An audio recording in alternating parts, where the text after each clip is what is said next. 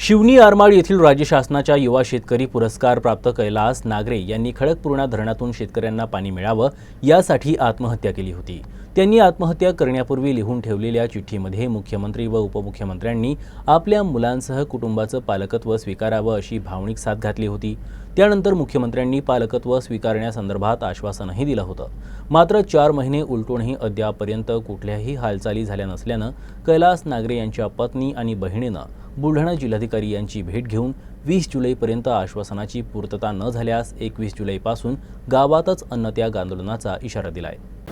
माझ्या एवढंच मागणं आहे की माझ्या मुलांचं पालकत्व ते स्वीकारलं मुख्यमंत्री साहेबांनी, ते कशा प्रकारे स्वीकारलं ते आजपर्यंत कळालं नाही।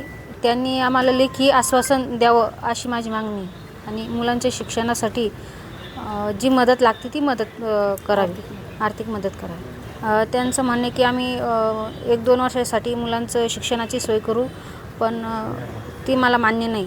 मुलांचं शिक्षण 1-2 वर्षात होत नाही। नुसतीच एक मुलगी 12वीत झाली तिची, एक मुलगा 9वीला जाते आणि तिसरी मुलगी 5वीत जाते। अजून मुलांची नेमकी सुरुवात झाली शिक्षणाची आणि 2-3 वर्षात काही शिक्षण पूर्ण होत नाही आहे। माझी भूमिका हीच आहे की त्यांनी 20 तारखेच्या आज जर मला कळवलं की आम्ही असं मुलांचे मागण्या पूर्ण करत आहे तर ठीक आहे, नाही तर मी माझ्या राहत्या घरी उपोषणाचा इशारा दिलेलाच आहे।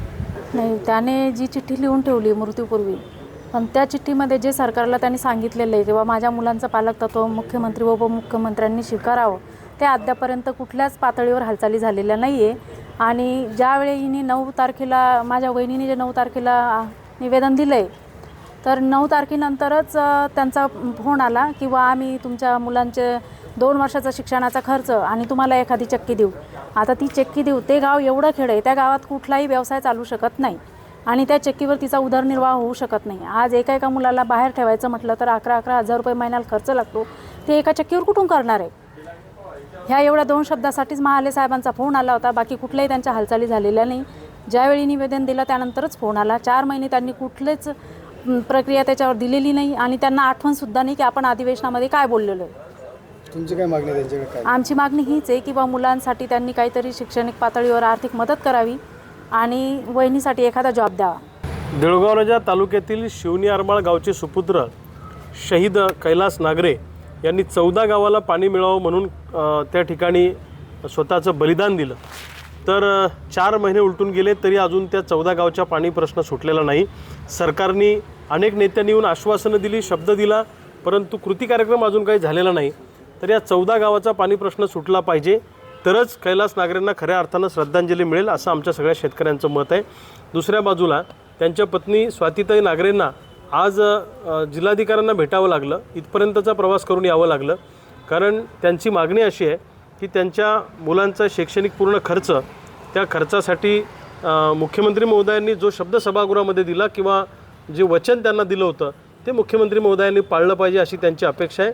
त्यांचा शैक्षणिक खर्च असेल किंवा भविष्यातला त्यांच्या उदरनिर्वाहाचा प्रश्न असेल आणि त्यांना गव्हर्नमेंटनी चांगली नोकरी दिली पाहिजे त्यांच्या शैक्षणिक पात्रतेनुसार, अशी त्यांची मागणी आहे। त्यांची मागणी अतिशय रास्त आहे।